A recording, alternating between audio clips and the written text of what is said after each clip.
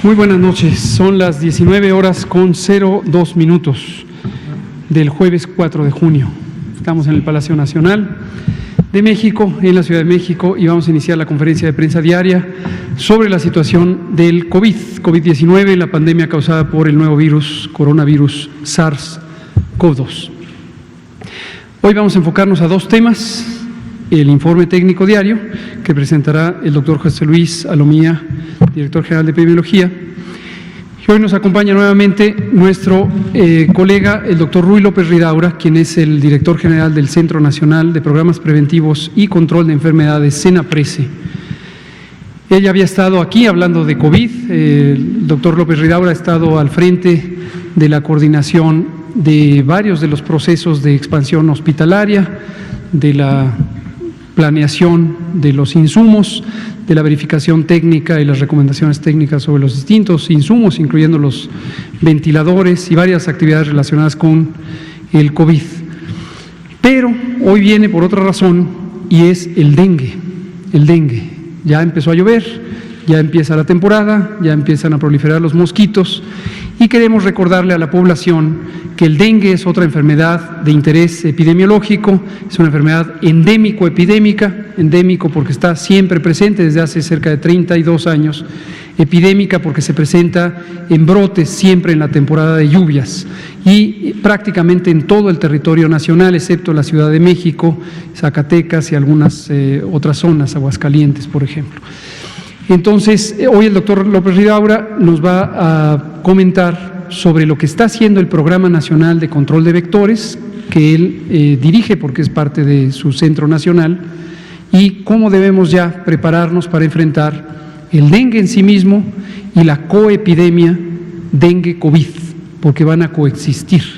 Y afortunadamente en el caso de dengue, la minoría de las personas enfermas tienen una enfermedad grave, igual que en COVID, pero cuando se juntan las necesidades de atención hospitalaria, eso puede ser un reto importante.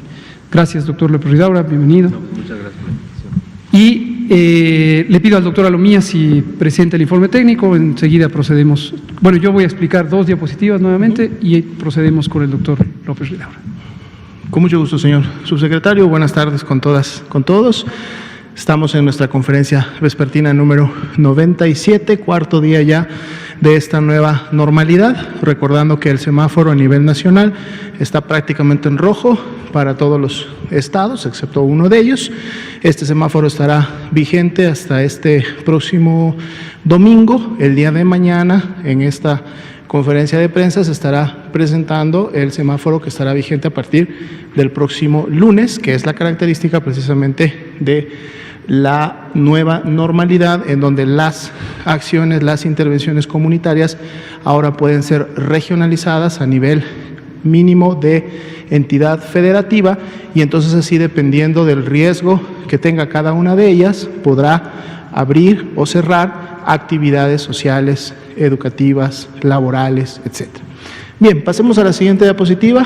El panorama internacional realmente no ha tenido mucha modificación, sigue en 23% la carga de casos activos de la pandemia, y si vemos los porcentajes prácticamente son similares a los que hemos visto en los últimos días, lo que habla de que hay una estabilización al menos en los últimos días. Sin embargo, reconocemos a la región de las Américas como la que todavía concentra más de la mitad de la pandemia activa en el mundo. Veamos la siguiente diapositiva, son los números para el día de hoy a nivel de México. Poco más de 14,000 personas que se han estudiado, poco más de la mitad de estas han salido negativas a la prueba de laboratorio de SARS-CoV-2, y 105,680 hasta el momento se han confirmado a SARS-CoV-2 y por lo tanto son casos de COVID-19. Sin embargo, menos de la quinta parte, de hecho es el 17% solamente de este gran total, que son 18.377 personas, son las que representan la epidemia activa en México, ya que iniciaron con signos y síntomas en los últimos 14 días. Así también son 12.545 las personas que lamentablemente perdieron la vida a consecuencia de las complicaciones de COVID-19. Veamos la siguiente diapositiva, es la distribución de la carga acumulada. El día de ayer iniciamos con una nueva escala, agregamos 4 colores más a la escala para poder estar viendo cómo se mueven precisamente esta carga acumulada, ya que esto es cada día que se van confirmando casos, se van sumando a los anteriores, entonces para así poder tener una mejor visualización de cuáles son las entidades federativas que están precisamente cada día acumulando más carga, y por eso se activaron estos nuevos 4 colores, que cuando los vemos en la siguiente diapositiva, ahí podemos ver rápidamente, identificar que en estas nuevas categorías están, los 3 estados que casi desde un principio de la epidemia en México fueron las que estuvieron acumulando desde los primeros casos la mayor carga. 82.7 la incidencia por 100.000 habitantes que hasta el momento se ha presentado en México. En la siguiente diapositiva volvemos nuevamente al mapa, pero ahora el mapa solamente registra la epidemia activa en México, 18.377 casos. Aquí ya vemos que los colores son más claros. Hemos tenido varias entidades federativas en colores rojos, pero recordemos que esto no necesariamente tiene que escalar a un color más oscuro, porque si en una entidad federativa empieza a haber control y los casos empiezan a disminuir, como esta es una ventana móvil de los últimos 14 días, entonces podemos ver realmente que migren o pasen a colores más claros, no necesariamente a colores más oscuros. En la siguiente diapositiva vemos la distribución en orden descendente, Ciudad de México como la entidad federativa que igual que la carga acumulada, es la que también en los últimos 14 días concentra la mayor cantidad de casos, seguida por el Estado de México y Tabasco. Veamos la siguiente diapositiva. Esta es la tasa de incidencia acumulada de estos 18.377 casos activos. Igual, este es un mapa móvil, no más que es una tasa de incidencia, y los colores más oscuros pueden estar o incrementándose o disminuyendo, dependiendo si en la entidad federativa se intensifica o empieza a haber control de la epidemia. Lo vemos, de hecho, en la siguiente diapositiva, en donde tenemos precisamente esa comparación con la tasa de incidencia de hace 2 semanas. La que está en verde es la actual, es decir, es la última, es la de los últimos 14 días, y las barras azules son la tasa de incidencia que había hace 2 semanas, también de los últimos 14 días, y entonces aquí podemos ver los diferenciales que se van presentando en cada uno de los estados. Así también vemos la tasa de incidencia total para México, como el azul se ha ido incrementando porque se va acercando a la verde, es el 14.4, 10.1, y en un momento podremos llegar a ver a lo mejor un acercamiento hasta donde haya una nivelación, que será en un momento el promedio de todas las tasas de las entidades federativas. Pasemos a la siguiente diapositiva. Tenemos la distribución de las defunciones que han ocurrido por fecha en la que se llevaron a cabo. Vemos en las barras que tienen el color naranja claro, aquellas que todavía son defunciones sospechosas porque están esperando un resultado de laboratorio. El día de hoy son 1.033, por lo tanto esta cifra pues se va a ver incrementada en los siguientes días cuando estas defunciones se confirmen. En la siguiente diapositiva vemos la distribución de las defunciones por la entidad federativa donde ocurrieron, e igual en el segmento naranja claro, la expectativa de crecimiento de cantidad de defunciones que puede ocurrir en los siguientes días. Veamos la siguiente diapositiva, que es la curva epidémica. Vemos cómo los casos sospechosos pendientes de un resultado se están concentrando en los últimos días. Ha habido un incremento de estos, recordando que este también es un número móvil, porque el número de casos sospechosos todos los días se modifica en función de los que pasan a ser descartados porque salió su prueba negativa, pasan a ser confirmados porque salió su prueba positiva, o se incrementan porque se suman los casos sospechosos que demandaron atención médica en las últimas 24 horas. Esto se ha visto incrementado porque entonces el ingreso de casos sospechosos en los últimos días ha sido mayor y eso lo podemos ver también en la tendencia cuando vemos las dos barras. Si vemos la siguiente diapositiva, tenemos la carga acumulada de casos confirmados. 4.442 son los casos confirmados en las últimas 24 horas, pero no son casos que ocurrieron en las últimas 24 horas. Estos están distribuidos por su fecha de inicio de síntomas prácticamente en los últimos 15 días. 4.4% fue este incremento para llegar a esa carga acumulada de los 105.680. Veamos ahora rápidamente la ocupación hospitalaria. El día de hoy sube un puntito porcentual más, 45%, es una buena tasa de notificación, el 96% de las unidades notificaron sus camas disponibles o sus camas ocupadas y pues bueno, el 45% nos dice que de 22.562 camas IRA general que se tenían, 10.131 están al corte del día de ayer a la medianoche ocupadas. Pero en la siguiente diapositiva podemos ver cómo se distribuye esta ocupación en función de la entidad federativa. Volvemos a percatarnos de un incremento en la Ciudad de México que llegó a 82, Estado de México ha mantenido también esta ocupación alrededor del 75%, serían las entidades que tienen la mayor ocupación, pero vemos también otras entidades que en este momento no están teniendo una demanda y una carga importante de esto, como Zacatecas, San Luis Potosí y Aguascalientes. Si vemos en la siguiente diapositiva, esta es la disponibilidad de ocupación de camas críticas, un puntito porcentual más también en relación al día de ayer, 38% es el día de hoy, y son 3 entidades federativas las que tienen prácticamente el primer lugar de ocupación juntas, Baja California, Ciudad de México, Estado de México, que han sido además las entidades que en las últimas 2-3 semanas han mantenido esta ocupación, pero todavía hay la posibilidad de recibir pacientes y de poder dar este tipo de atención porque todavía hay una disponibilidad de 34% al menos en estas entidades. La siguiente diapositiva es en relación a las unidades. El día de hoy también hay incremento de una unidad más, 792 son las unidades COVID que pueden notificar a la red y pues vemos cómo en función de la necesidad, a medida que la epidemia ha continuado creciendo, se han habilitado más unidades hospitalarias para poder dar la atención a las personas que así lo requieren. Sería la actualización para esta noche.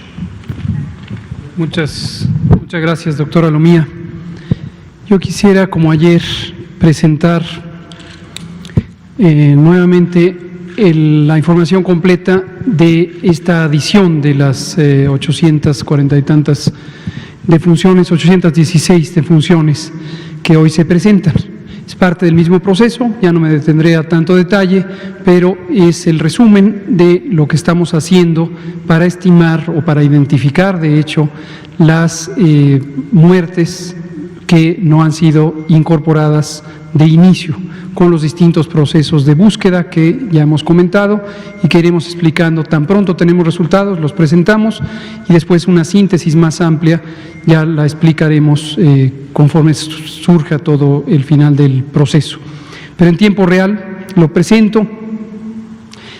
Me parece un poco desafortunado. Hoy tuvimos varios periódicos de circulación nacional destacando en sus primeras planas el día de la mayor número de muertes, 1092 muertes, Yo sé que no todos los diarios de circulación nacional ven esta conferencia o mandan a alguien a ver su conferencia. Algunas sí y están habitualmente aquí presentes. Les pido, por favor, hablen con sus editores, editoras, explíquenles que esta es la conferencia vespertina en donde diariamente damos información sobre COVID, la pandemia causada por el nuevo coronavirus SARS-CoV-2, aquí en Palacio Nacional de México, en la Ciudad de México.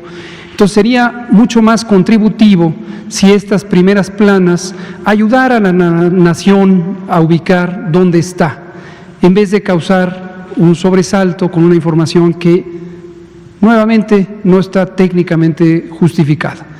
Pero aquí lo presentamos con la esperanza de que haya interés en la información técnica de la pandemia de COVID en México y que esto sea lo que oriente la información, obviamente con el cariz, tono y orientación que libremente cada medio quiera presentar. Aquí tenemos, igual que ayer, es la misma gráfica, solo que con la actualización del 4 de junio.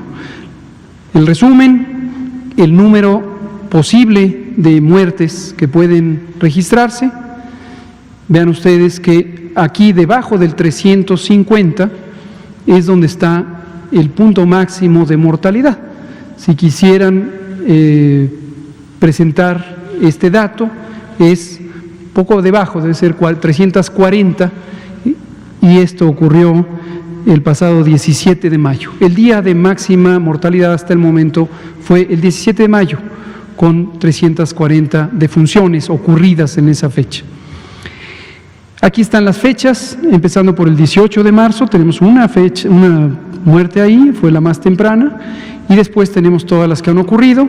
Siguen un patrón ascendente que coincide con el curso de la epidemia, con el curso de los casos. Y finalmente tenemos las que fueron notificadas hoy, 4 de junio, que suman 816. Y estas 816 se distribuyen de esa manera. Hoy, que es 4 de junio, tenemos 3, más o menos están aquí, y luego tenemos las de días previos, y aquí están. Estas son, estas 817. Y en la siguiente diapositiva vemos la distribución de esas mismas 816 defunciones por institución. Por institución. Aquí tenemos en verde 542 de las 816 ocurridas en el Seguro Social, 191 en instituciones o hospitales de las secretarías de salud, es plural, son 32 secretarías estatales y una federal, que son los Institutos Nacionales de Salud y hospitales de alta especialidad, y 83 las otras instituciones del sector. Y como pueden ver, tenemos algunas como esta del 27 de abril, o estas dos del 29 de abril, o esta del 30 de abril, 1 de mayo, etcétera, que fueron notificadas hoy o fueron confirmadas hoy. Entonces, para seguir con esta explicación que con mucho gusto volvemos a dar sobre las defunciones, cuándo ocurrieron, cuándo se notifican y cómo se van distribuyendo. Sin olvidar que aquí hablamos de números porque queremos representar estadísticamente la epidemia, pero cada una de estas cifras es una persona que perdió la vida, es un vacío que queda en una familia, es un proyecto que quedó truncado. Nunca olvidemos eso, por favor. Le doy la palabra al doctor Ruy López Ridaura para que nos hable del otro tema, dengue y dengue COVID y las acciones de los programas federales. Gracias, doctor. Muchas gracias, doctor López-Gatell. Buenas noches, tengan todos y todas. Vamos a hablar rápidamente, como ya comentó el doctor López-Gatell, de un tema que es muy importante, de enorme relevancia y especialmente en esta época que estamos iniciando la temporada. Como saben, el dengue es una enfermedad transmitida por vectores, por mosquitos, y que se asocia, y que el inicio de la temporada de dengue es justo cuando empieza la temporada de lluvias. Si me pasa la siguiente, por favor. Entonces vamos a hablar algunos temas en los que hemos trabajado no solamente desde el programa dirigido en Senaprece, que son los programas para el control vectorial, sino también de la situación epidemiológica de dengue en las últimas semanas o en lo que va del año, así como de las acciones que la Dirección General de Promoción de la Salud coordina a nivel federal, pero con todos los estados, para estas acciones que se deben hacer por la población, que son realmente importantes y relevantes en esta época. Una parte importante es entender de dónde venimos. Ya el año pasado fue un problema importante de dengue y lo que explicamos durante muchas conferencias de prensa y comunicados es que el dengue tiene estos episodios cíclicos en donde hay veces hay años de una gran carga epidémica y después seguido por años de baja carga epidémica. El año pasado fue un año de alta carga epidémica y es muy difícil saber si este año esperamos una carga parecida, igual. Es probable que sea menor porque la carga del año, como veremos en las próximas gráficas, lo verán, pero normalmente es la presentación cíclica. Una cosa que es muy importante es que el dengue, que es transmitido por un mosquito, es muy importante dónde se está criando este mosquito. Entonces, por eso el dengue se asocia a sitios urbanos, especialmente en zonas marginadas de las ciudades, donde además tenemos carencias importantes en el suministro de agua, por eso la gente necesita recolectar agua, pero también hay carencia en los servicios de sanitización y recolección de basura, y por eso hay cacharros y se juntan los pequeños baldecitos de agua donde también se acumulan criaderos, y por eso es una enfermedad que tiene un importante determinantes sociales y de una inequidad también muy relevante. Y otra parte importante es que también el dengue, como lo comentó el doctor López-Gatell, pues tiene una situación, la gran mayoría de los casos de dengue tienen resoluciones espontáneas, pero sí hay una proporción importante que puede tener una alta gravedad, y por eso la comunicación de riesgo también es muy importante. Y justo en este momento donde coinciden dos eventos, en donde también uno de las presentaciones es fiebre, es importante reforzar la atención en el primer nivel de atención para que los médicos, médicas del primer nivel de atención tengan claro que cualquier paciente que tenga fiebre en zonas endémicas, claro que puede ser un paciente con COVID, pero también puede ser un paciente con dengue. Entonces hay que a veces hacer, y tenemos que hacer, un ejercicio clínico importante. Pero no solamente los médicos y el personal de salud, sino también la población. La población también tiene que conocer esto y también tiene que saber cuáles son estos signos y síntomas y la comunicación de riesgo. Ahora, por eso, para un control de este tipo de enfermedades, tenemos que hacer una coordinación multisectorial, multinivel, gobiernos estatales, gobiernos federales, y aquí aprovecho para agradecer mucho del trabajo que en las Secretarías de Salud estatales, los programas de control vectorial en los estados y el programa federal en Senaprece, pues han tenido durante esta jornada de sana distancia acciones que no han parado para mantener los controles vectoriales que se requieren. La siguiente, por favor. Voy a hablar rápidamente, son los 6 temas principales y son acciones en que el programa coordina junto con la Dirección General de Epidemiología, que dirige el doctor José Luis Salomía, y la Dirección General de Promoción de Salud, que dirige el doctor Ricardo Cortés. Acciones son importantes, son la promoción de la salud y la participación comunitaria, principalmente para la eliminación de criaderos en las viviendas, el saneamiento básico, por eso el trabajo tan relevante de hacer junto con gobiernos municipales y los responsables de la recolección de basura, porque se tiene que trabajar con ellos para lograrlo. El control vectorial, que es mucho de las acciones que hace el programa, y tanto hace control con larvicidas para controlar criaderos en domicilios o áreas peridomiciliarias, o también nebulizaciones para controlar ya el adulto, el mosquito adulto. Componente muy importante es vigilancia epidemiológica activa, donde se tiene que identificar por la posibilidad de brotes. El dengue característicamente se presenta en brotes en ciertas regiones de una misma ciudad, y es ahí donde se focalizan las acciones del control vectorial. Una parte muy importante que coordina también la Dirección General de Promoción de la Salud es la comunicación de riesgo a la población, y por otro lado es una cosa que a veces no se ve, pero también requiere un esfuerzo muy importante del fortalecimiento de las capacidades clínicas del personal de salud que estén especialmente en el primer nivel de atención, pero no solamente. También se deben reforzar capacidades clínicas en los hospitales para la atención oportuna y adecuada de pacientes con dengue. Voy rápidamente al perfil epidemiológico primero para que lo conozcan. Si me pasa la siguiente.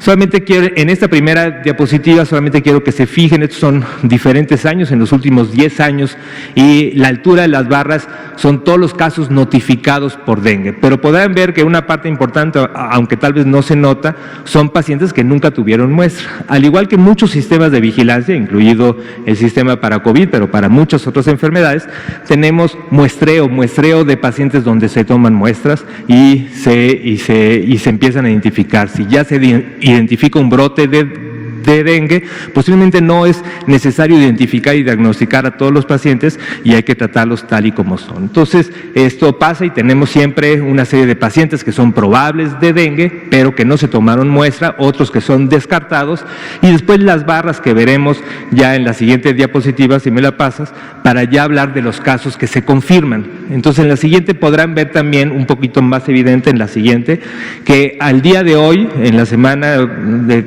que termina epidemiológica, tenemos un total de 3.248 casos confirmados de dengue, y la diferencia entre el color rojo y el color verde oscuro tiene que ver con si son dengues con signos de alarma o dengue graves y dengues no graves, que es el color verde. Como pueden ver, aquí también se aprecia el año epidémico importante que tuvimos en el 2019, pero otros años también igualmente importantes como hubieron en el 2012 y en el 2013. La siguiente, solamente para cuando estemos hablando y en los futuros conferencias de prensa, tal vez no en ese escenario, pero sí en otras, para hablar de dengue, también hacemos sobre casos estimados, es decir, a partir de los confirmados y el muestreo podemos estimar el número de casos y actualmente tenemos una estimación inicial de 9,748 casos de dengue. La siguiente. Y en la siguiente lo que van a ver es una evolución más o menos también de la gravedad, del índice de gravedad. Estamos viendo razón de graves contra no graves, y aunque ahora en estos casos tenemos un índice de gravedad que ha sido más alto, esto es habitual en las primeras semanas o en los primeros momentos en donde en general hay un sobreregistro de casos graves y después esto se va balanceando. Entonces este punto 80 que tenemos no necesariamente es el que se va a mantener durante toda la temporada. En los países de abajo vemos la circulación viral y lo que podemos ver es que hasta el momento tenemos una circulación viral mucho o predominante del dengue, de uno de los subtipos del virus del dengue, que es el tipo 2. La siguiente, vamos a pasar la siguiente y la siguiente, que es importante aquí solamente señalar que hasta el día de hoy tenemos 11 muertes confirmadas, todavía hay muertes en estudio para su confirmación, que al igual como se ha comentado en los casos de COVID, pues requiere un estudio específico para adjudicar una muerte que en efecto sea una muerte por dengue. Y lo que quiero mostrar en estas gráficas solamente es este canal epidémico en donde ustedes pueden ver cómo ha sido la evolución del dengue en lo que va del año en comparación con lo que ha pasado en los últimos 10 años, que es este canal que se marca en azul, en donde la línea en medio es la mediana y los otros son los puntos percentilares 25 y 75 y nos marca más o menos cuál es lo esperado en los últimos 10 años de acuerdo al promedio. Y como pueden ver, tanto en los casos confirmados como en los casos probables, vamos a ver que al principio de las semanas de este año se encontraron varios estados en un periodo interepidémico, o sea, ya en zonas donde habíamos pasado de una epidemia o de una temporada de lluvias, pero que se alargó mucho y tuvimos muchos casos en enero, especialmente en regiones como en Veracruz o en Tabasco, y esto cuando lo comparamos, pues podemos ver que sí, en efecto, en estas semanas antes de COVID teníamos unos brotes importantes que estaban, pero que han ido bajando y lo que estamos esperando que en las próximas semanas suban. Y esto lo vemos tanto en los probables, la siguiente, como en los confirmados, como en los estimados. La siguiente y la siguiente. Ahora vamos a pasar a hablar sobre las acciones, si me pasas la siguiente. Bueno, una cosa que quiero señalar, mucho se ha dicho si un problema como una pandemia como en la que tenemos de COVID, ¿qué tanto impacta en la vigilancia epidemiológica, ¿no? Digo, porque si todo el mundo está pensando en COVID, igual hay menos muestreo, hay menos búsqueda, y como pueden ver, esto nada más es la misma curva epidémica que señalamos, son las 18 semanas que están registradas, y las barras rosas es la positividad de las muestras, y el otro es el porcentaje de muestreo. Y como pueden ver, aunque hubo un descenso en algún momento, hemos mantenido un porcentaje de muestreo similar a lo que se ha hecho en los años previos. La siguiente. Y los estados ahorita que explican el 61% de todos los casos que tenemos ahora son Veracruz, Tabasco, Guerrero, Tamaulipas y Nayarit, y aunque como les dije, Tamaulipas, Tabasco especialmente y Veracruz tuvieron muchos casos en las primeras semanas y se atendieron como brotes y se controlaron, ahorita digamos que todos estamos en el canal epidémico o por debajo de lo esperado. La siguiente. Voy a ir rápidamente ahora en las acciones. Una de las acciones importantes, si me pasas la siguiente, es la parte de promoción. Entonces, la Dirección General de Promoción de la Salud generó este boletín, es un boletín dirigido a la población general, donde tiene una forma amigable, accesible, pues la explicación de una serie de acciones que se deben hacer y se deben seguir haciendo en las casas, principalmente en la eliminación de criaderos. Y hubo todo un interés, si me pasas la siguiente, de aprovechar las jornadas de sana distancia para tener pues, descacharrización en los hogares, limpiar baldes, tapar baldes y todas las acciones que normalmente se han reforzado para la control vectorial intradomiciliar, pues este boletín que está dedicado a durante la jornada de distancia fue muy insistente en tener que en fortalecer estas acciones dentro de las casas. Principalmente la siguiente, porque dentro de las acciones que hace el programa, parte de eso son control larvario dentro de los hogares, y eso durante la sana distancia no se realizó. ¿Me pasas la siguiente, por favor? Entonces, lo que se hizo por parte del programa que dirigimos ya en Senaprece es un boletín, es un lineamiento de la estrategia de control durante la pandemia de COVID, donde se fueron ayudando a los diferentes programas estatales a cuáles son estas acciones que se deben reforzar. La siguiente, por favor. Principalmente de las acciones de programas hay 4 tipos de acciones. Uno que es, fuera de la promoción para el control vectorial se puede hacer el control larvario, que es eliminar larvas en criaderos, rociado residual, que es también domiciliar, y después hay nebulización y termonebulización, que son más en las vías públicas. Y como pueden ver en las barras azules y las grises, que son las de mayor impacto, porque son las a nivel domiciliar, y por eso son estas cantidades, podemos ver que tanto el control larvario, que son las barras azules, como las nebulizaciones, sí se disminuyeron. Mucho del control larvario que se hace en casas, pues durante la jornada de sana distancia no se podía hacer. Entonces se reforzó con el boletín dirigido a la población general. La siguiente, tenemos una existencia de insecticidas. Los estados han estado comprando insecticidas, se hizo una compra adicional a final del año pasado, y no pretendo que vean la tabla estatal, pero lo que quiero decir es que en total tenemos, no lo podemos hablar de kilos, cada tipo de insecticida tiene diferentes unidades, pero tenemos un equivalente a 287 millones de pesos de insecticidas, de diferentes tipos de insecticidas en los estados que han ido comprando los estados, más los remanentes del año pasado.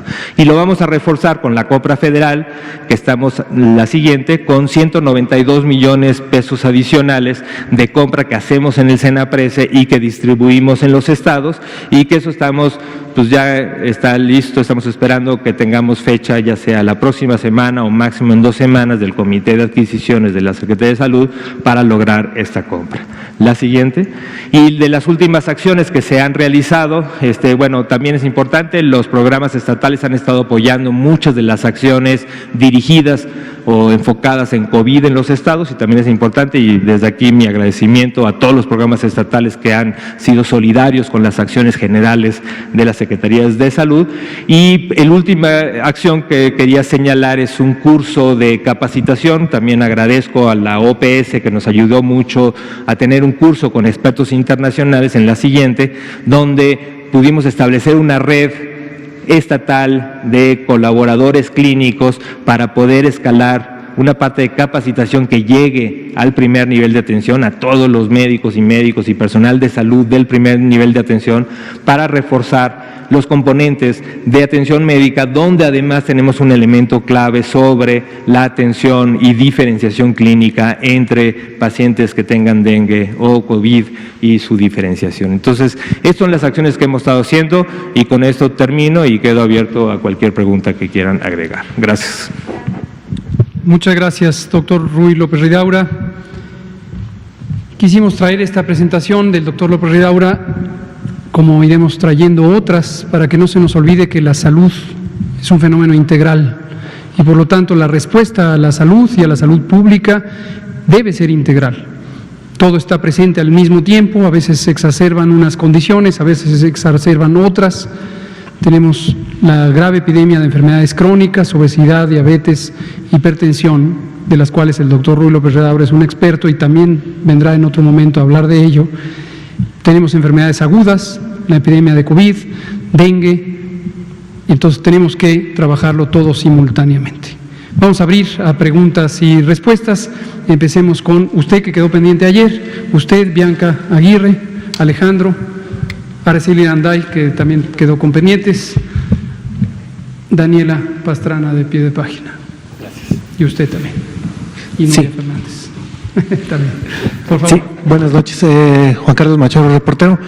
Si pudiera comentarnos ahora sí que muy concretamente, por este cambio climático que vivimos y lluvias torrenciales, una sequía muy prolongada en el norte, o sea, el dengue en sí en México va a golpear de mayor fuerza No sé si también por esta cuestión de sanitización que ha tenido el país, eso también puede ayudar a que se mitigue la presencia de esta enfermedad que, como usted ha dicho, pues ya es, pues digamos, parte de lo normal con lo que se tiene que vivir. O sea, ¿cómo sería este año con esta cuestión atípica que ha impactado en todos los rubros y que, bueno, pues el COVID impacta también ahora sí que en las otras enfermedades?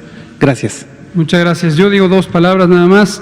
Desafortunadamente no, la sanitización que se hace hacia COVID no tiene un impacto significativo para la prevención de dengue. Para prevenir el dengue lo que hay que hacer es evitar tener criaderos de mosquitos, y los mosquitos proliferan donde hay agua en el entorno, sobre todo de la casa o en lugares públicos, en pequeños mantos de agua, no en ríos y lagos, sino en pequeños residuos de agua, en la basura, en las llantas abandonadas, en las llantas viejas, en las latas. Donde hay basura hay pequeños residuos de agua y ahí proliferan los mosquitos y ahí prolifera el dengue. Pero le dejo al doctor López Ridaura y al doctor Alomía si quieren complementar. No, digo, solamente para reafirmar lo que comenta el doctor López-Gatell, las nebulizaciones que se han hecho y que se hacen para el control para el mosquito adulto, y esto directamente es un insecticida específico, pero realmente el componente de eliminar criaderos, tanto a nivel de los domicilios como en la vía pública, es la acción primordial para el control vectorial y no tiene nada que ver con la sanitización. Pero hasta ahí quedaría. Sí, igual solamente comentar, recordemos que el mecanismo de transmisión es diferente, ¿verdad? En COVID-19 hemos estado hablando un mecanismo de transmisión que es a través de la vía aérea. Cuando una persona estornuda, una persona tose, transmite el virus a una persona sana. Aquí no, el dengue no se transmite de persona a persona, necesitamos un vector transmisor que es precisamente este mosquito, que es el que al alimentarse, el mosquito hembra pica a una persona enferma, al adquirir la sangre de la persona enferma, 7 días después aproximadamente, el virus que adquirió de la persona enferma está ahora en la saliva del mosquito, y cuando el mosquito pica a una persona sana, transfiere la enfermedad y ésta se enferma. Entonces, este mecanismo lógicamente genera que las intervenciones para prevenir la enfermedad, para controlarla, sean diferentes, muchas de las que explicó el doctor Ruy López Ridaura, y eso también hace una diferencia entre una enfermedad y la otra. Muchas gracias. Usted, Bianca, Alejandro, Daniela, Araceli. Usted. Sí, muy buenas noches. Rápidamente, Juan Hernández del periódico Basta y de Grupo Cantón. Hoy tuvo usted una reunión con los diputados. Quería ver cuáles fueron las principales inquietudes que han tenido, pero sobre todo usted hizo hincapié precisamente de que muchos legisladores no están haciendo referencias precisamente científicas, sino más bien está yendo a lo que son cuestiones periodísticas. ¿Cuál fue la reacción precisamente sobre todo cúmulo de información y ver sus reflexiones? Gracias. Muchas gracias. Efectivamente, hoy a las 12 horas tuve una sesión de conversación con la Cámara de Diputados, que fue organizada por el presidente de la Junta de Coordinación Política y la presidenta de la mesa directiva, y participaron los miembros de estas entidades dentro de la Cámara de Diputados y otros representantes de fracciones parlamentarias. Fue un diálogo que a mí me gustó mucho, la verdad es que me pareció siempre productivo, como se los dije a ellas y ellos. En algunos casos había señalamientos más orientados a hacer críticas, las cuales siempre son bienvenidas, siempre ayudan al progreso, a la reflexión, al ver las cosas de una manera complementaria a las que uno puede ver con los elementos con los que uno cuenta. En algunos casos había más interés en temas específicos, en otros parecían más preocupaciones sobre otros temas que escapan a mi dominio, como el aspecto económico o incluso el aspecto político. Y los temas son un tanto recurrentes, el tema de las pruebas, el tema de los cubrebocas, la normalidad, la nueva normalidad, la sana distancia, etcétera. Y efectivamente hice un comentario que ahora hago aquí con ustedes y que he hecho en otras ocasiones, porque me llama mucho la atención y me parece que tiene sus retos esta realidad, esta nueva normalidad en términos informativos, en donde fácilmente se construyen ideas que parecen ser verdades amparadas en evidencia sin serlo. Y ayer comentábamos con Saturnino Reyes, quien hizo la pregunta, empiezan a hacerse olas informativas que, si no están apropiadamente documentadas en evidencia, pues se vuelven olas desinformativas. Y además se desfasan, se propagan, igual que el COVID o el dengue. Los vectores en este caso quizás son los medios o los medios sociales, pero básicamente se empiezan a construir ideas como si fueran verdades científicas. Y una de ellas es el tema de las pruebas diagnósticas. Les comenté que tuvimos una sesión sobre el tema de instrumentos diagnósticos, y la reflexión en el mundo, en las comunidades técnicas, sigue siendo la misma que constatamos una y otra vez y la que hemos planteado aquí, porque nosotros nos basamos en evidencia científica. Las pruebas diagnósticas, esta idea de hacer pruebas generalizadas, pruebas masivas, no tiene un fundamento técnico científico apropiado. Desde luego, hacer pruebas tiene su utilidad, pero hacerlas racionalmente, con objetivos claros, para que se encadenen los resultados de las pruebas, ya negativos, ya positivos, a decisiones de salud pública, eso es lo que tiene sentido. Pero estas ideas un tanto míticas de que Corea hizo 200,000 pruebas y por eso controló, y salió un ejemplo muy interesante. Uno de los legisladores, el diputado Escobar, mencionó el caso de Perú. En Perú se detectaron inicialmente 800,000 casos. Dejo en claro mi respeto a la República del Perú y a su gobierno, No estoy para opinar las decisiones que tome un gobierno o el otro, pero puedo hablar de los datos documentados. Perú hizo 800,000 diagnósticos positivos de COVID. De esos 800,000 diagnósticos, 100,000 estaban basados en la prueba PCR, que es el estándar de oro que ha sugerido la Organización Mundial de la Salud y el que se usa en México. El resto, 700,000, son diagnósticos basados en pruebas rápidas. Y estas pruebas rápidas, esto también está documentado, tienen una sensibilidad y especificidad, es decir, la probabilidad de detectar correctamente casos positivos y descartar casos negativos, respectivamente, de entre 30 a 50%. Entonces, desde luego, son diagnósticos que tienen un significado distinto, no lo voy a calificar de alto, bajo, nada, distinto al que se podría tener en un país que solo usa PCR para sus diagnósticos. Entonces, por poner un ejemplo de estas ideas, pero cuando uno lo ve en la audiencia pública, ya sea en medios de comunicación formales, establecidos, o en primeras planas, que también suele ser un tema recurrente en algunas primeras planas, o en las redes sociales, salen estas ideas. Y es que están desoyendo a la OMS, que ya recomendó el uso de pruebas masivas, test, ya lo dijo el doctor Tedros. Entonces, siempre considero que es importante que como sociedad, y desde luego con la ayuda de comunicadoras y comunicadores tan profesionales como ustedes y los medios que ustedes representan, pues contribuyamos a que la información sea información y no sea otra cosa. Gracias. Bianca Aguirre, Alejandro, Araceli Aranday, Daniela Pastrana, Olinka, Nuria.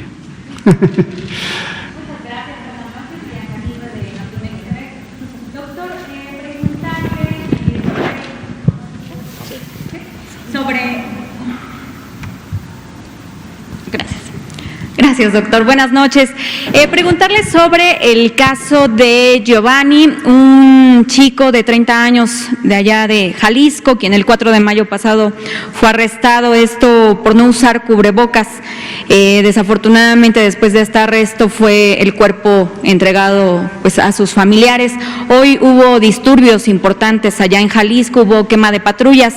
Incluso Guillermo del Toro ya a través de un tuit se pronunció y dice que es asesinato, no es abuso de autoridad. Dijo que la locura absoluta y es que ocurra un asesinato a nombre de un asunto de salud pública.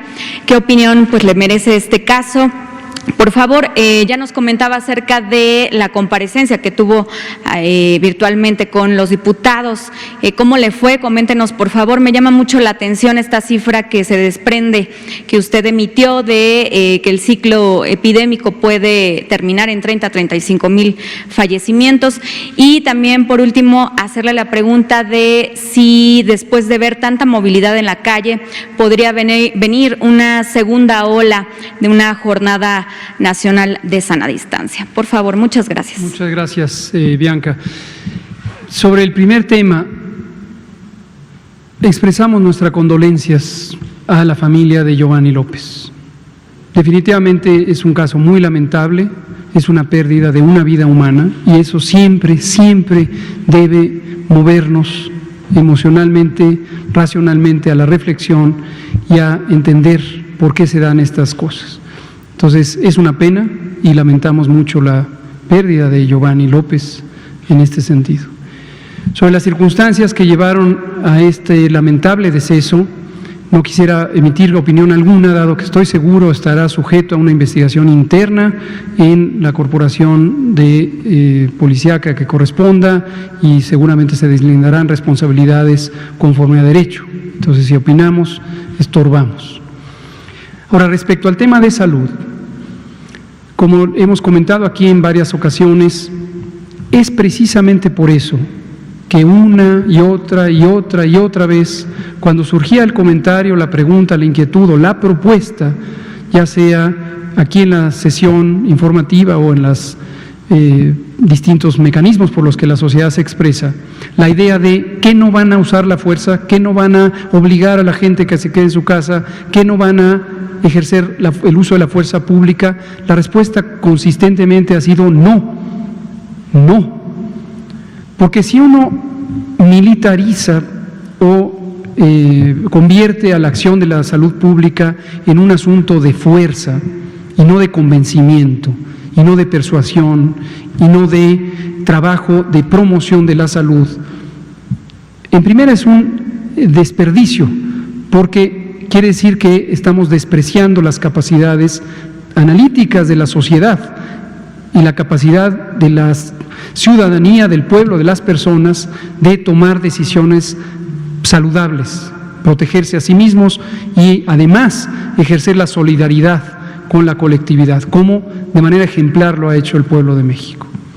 Y lo segundo, que también lo hemos comentado, nosotros muy consciente y calculadamente decidimos que las personas no fueran quienes fueran sujetos del acto de autoridad, que las disposiciones de seguridad sanitaria no fueran dirigidas a la persona, sino a sus contextos. Y hemos comentado por qué sale la gente a la calle: para trabajar, para ir a la escuela o llevar a los hijos a la escuela, o para recrearse en todos los ámbitos de la recreación, el desarrollo cultural, intelectual, social, etcétera. Las medidas de seguridad sanitaria establecidas por el Gobierno de México van dirigidas a estos elementos, no a las personas que utilizan estos elementos, precisamente porque identificamos que en una sociedad que ha sido ya por muchos años víctima de abusos, de violación de los derechos humanos, de impunidad, de una lenta procuración e impartición de justicia, que todavía vive un fuerte nivel de violencia, si imponíamos un mecanismo de coerción y de uso de la fuerza, empezarían a ocurrir este tipo de eventos muy lamentables. Entonces no se puede invocar que esto es por una disposición sanitaria, o por lo menos no justificadamente.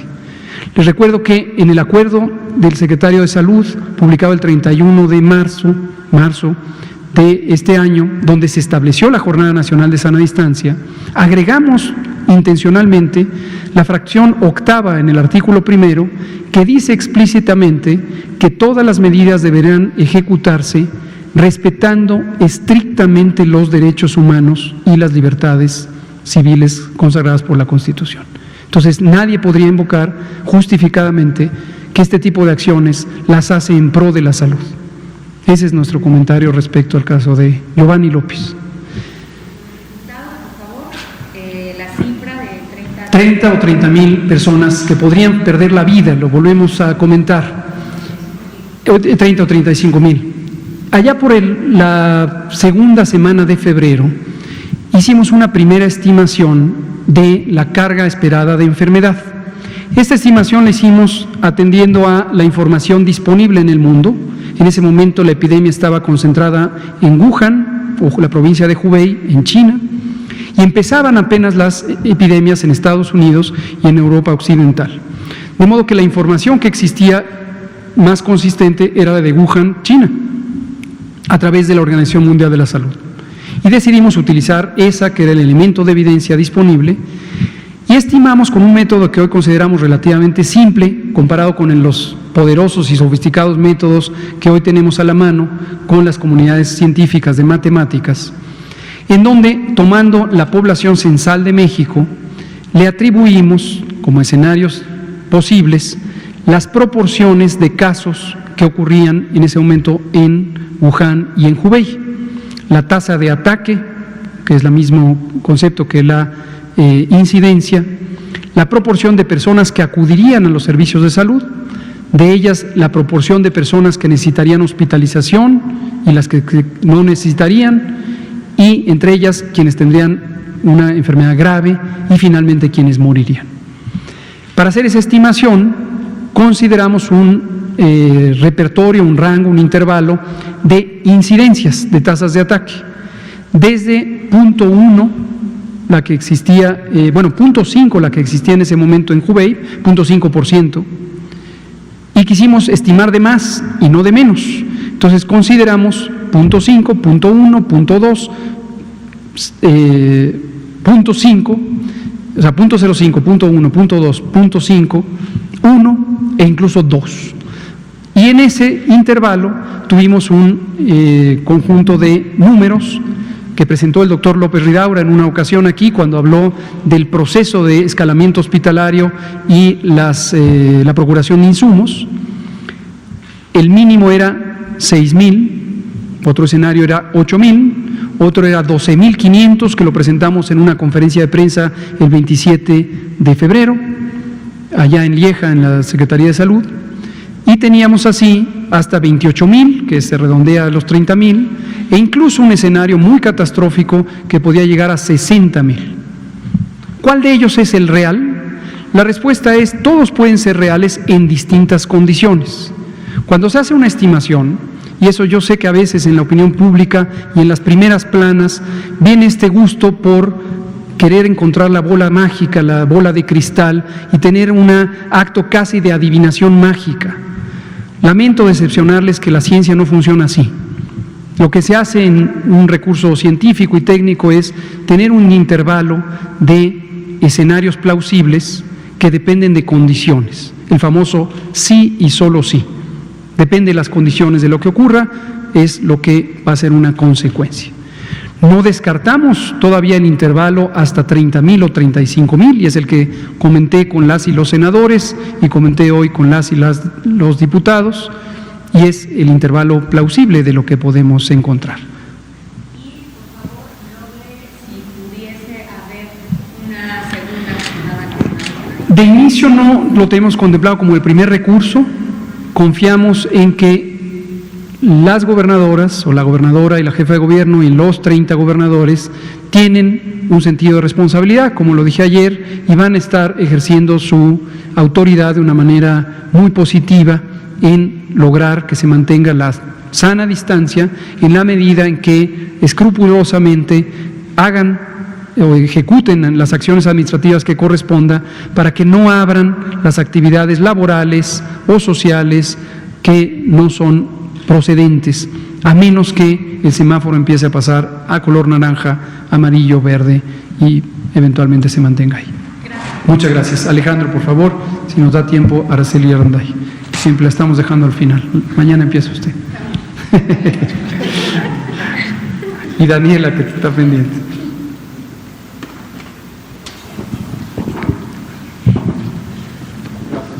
Gracias, doctor. Entonces, reforzando la idea, el día en la historia de la epidemia que ha tenido el mayor número de funciones no ha pasado de 350. Es correcto. Ahora, es entendible que si hacemos una diferencia entre las defunciones registradas el día de ayer con las defunciones registradas el día de hoy, sale 1 millar. Correcto. Ahora, esta diferencia se da por los casos que son sospechosos.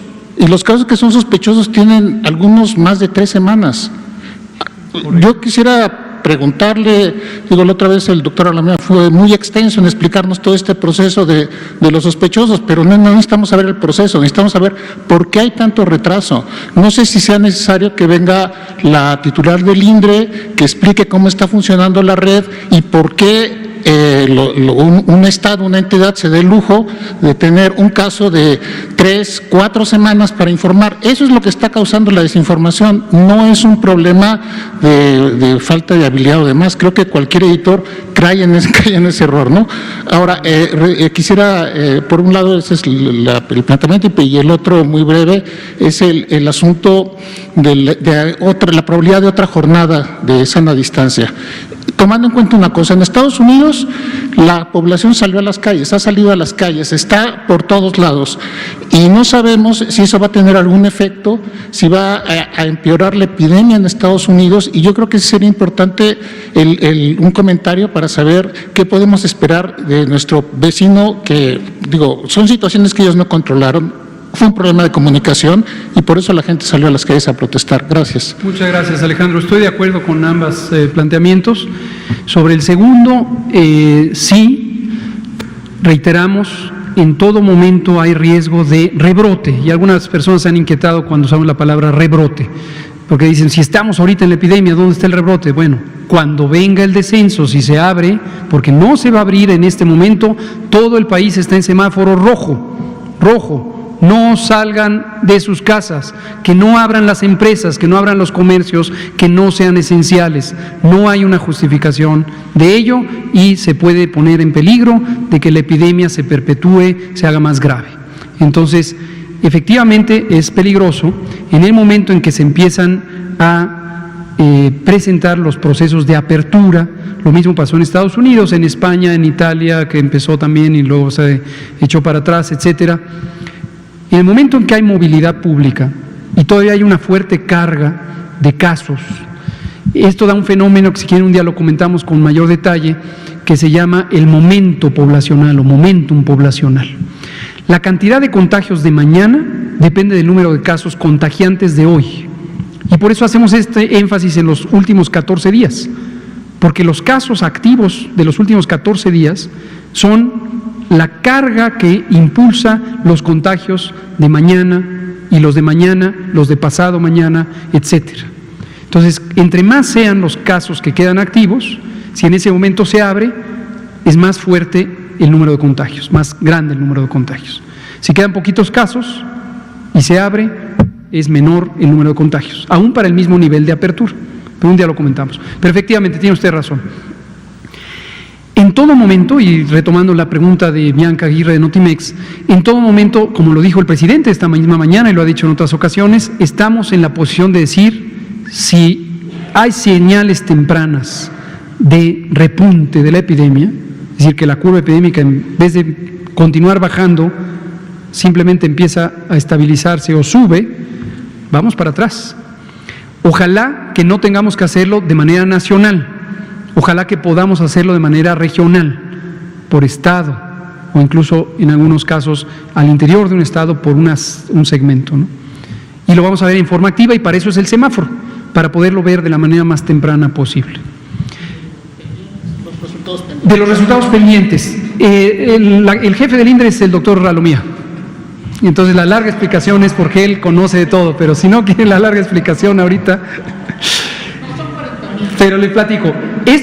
Hoy tenemos 800 y tanto de los que están en la zona amarilla, que los presentamos en amarillo como pendientes, tanto para casos como para defunciones, no son los mismos. Aunque ustedes vean el mismo número o se parece, no son los mismos. Unos se confirman y otros son nuevos, y otros están a 3 días de que está pendiente su resultado, y efectivamente algunos se han tardado.